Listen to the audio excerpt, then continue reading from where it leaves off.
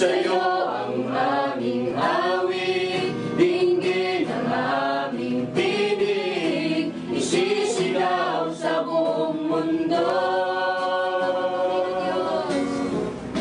Ikaw ang tunay na Diyos, Ika'y walang katulad, Ika'y nag-iisa, Ikaw lamang, wala ng iba.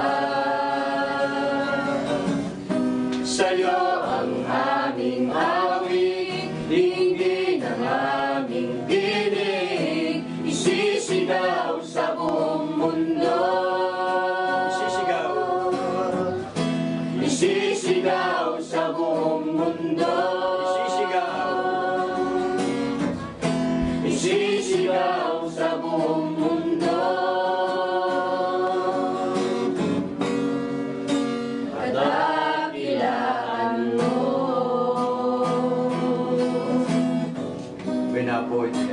Oh yes, oh God, hallelujah. We praise Lord Jesus. Daklan, unay nga panagyaman. Oh yes, oh God. Thank you Lord Tek mo Jesus. nga angos tibiyag, kada kami, anak mo. Sida ito'y nga pasama ka mo. Kawatar ka po, nga bendisyonan, ako di pagkaya abot. Sige di anak, marispi, asawa na. Talog miyamin kin ka po na ito'y aban banat, nga liwliwag kalida. Kitsika ako, di matipa, nagitipang panunod na. Liwliwag, hindi ako. Oh yes, oh God. Iska na po, ito'y apo nga kasama.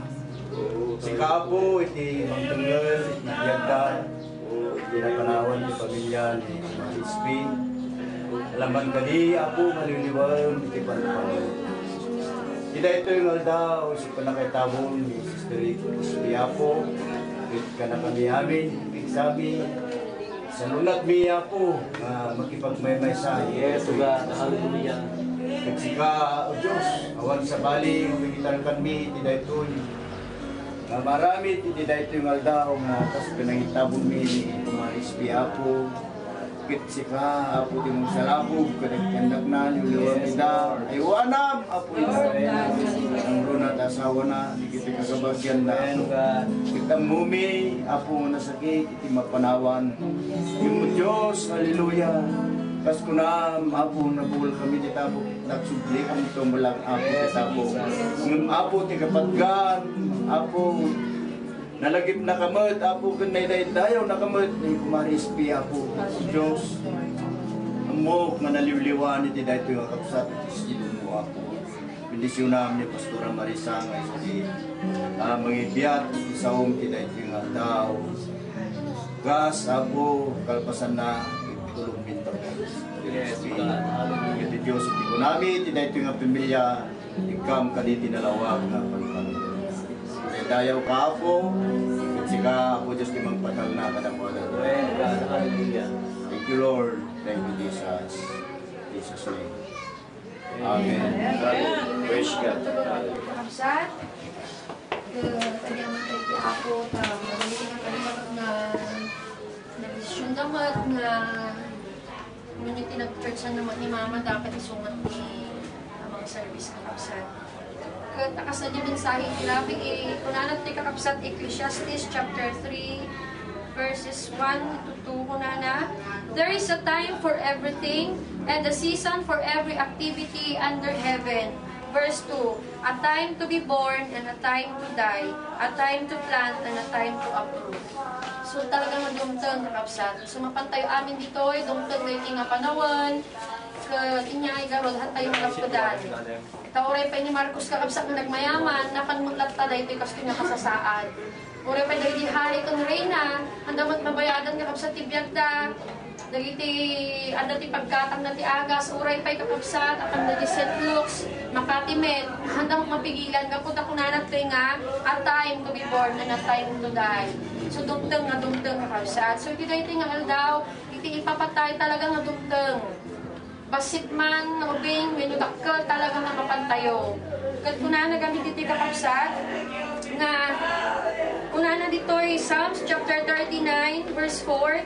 Yahweh, sana'y sabihin mo kung kailan mamamatay, kung gaano katagal pa kaya ako mabubuhay. Ang wakas ng aking buhay, sabihin mo kung kailan.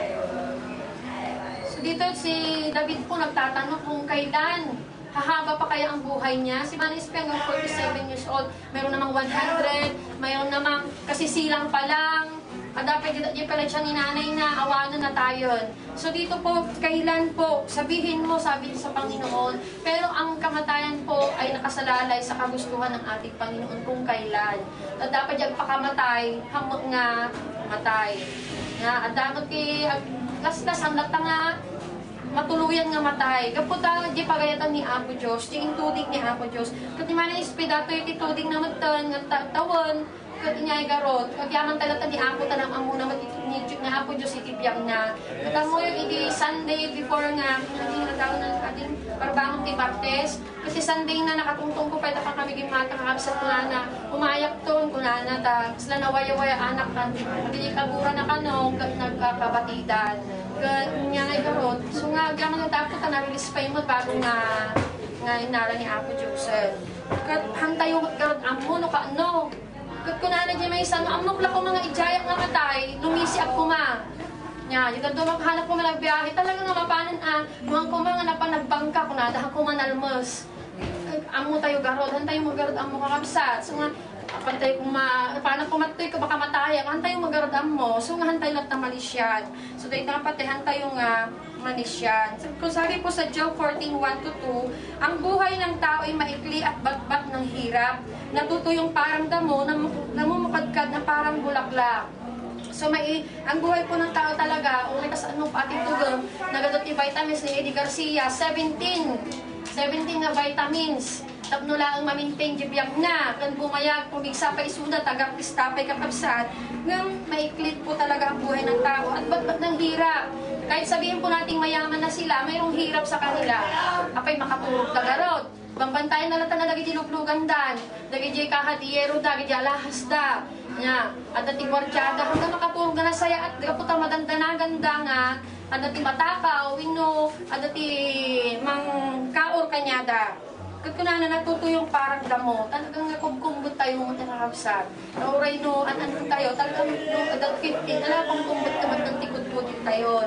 Pero namumukadkad na parang bulaklak. So ang mahalaga po dito, kahit kung nadagaroon nga, umidad ka, hindi namumukadkad pa rin parang bulaklak. Sila ni Manis pinakaragrag sa katal talaga kabsat. No, paano gumagatang ay na katawa, yung nagkoti pinag-istoryana, nagadong nga namnamaan na pa yung mangyari. Sumangkot na gaya ang purunay, kung kuna nakakabsat. Ito na kapastor umayak yung chay, kung kuna na. So nga, nakaragrag sa nga kasasabong pa lang nga bukokrad. Kasi kung mamat itibiyag tayo kakabsat. It's not, hindi po mahalaga kung gaano kahaba. Ang mahalaga kung gaano kasaya nung ikaw ay nabubuhay. Katang mo nga, so nga naglaladingit, dagiti pamilyana, matapos ang imanong boy. So nga nagladingit, gaputagin inayat na kinimanang ispe, ang nganhan na palubusan ng mabalbalin. Yeah, so, kaya nasa uwan na pintas din relasyon da nga duwa. Tanong itilakay mo ka, di pagsangit, kahit nasa una ka, baka kaya napay nga awanan, nga makita tayo tama kita dagit anak na nakasakit ng inayat ni Manong Boy ni Manang Ispe, tamang nganihan na palubusan, pero may tilad na lingit na. At kung napay kakabsat, Proverbs 27:1, huwag mong ipaghambing ang araw ng bukas, pagkat di mo alam kung anong magaganap. So nga, nagbangay ka na yun tayo nga ibang talang nga ipalubos ti Apo. Yan, nung ipalubos ni Apo mangyari.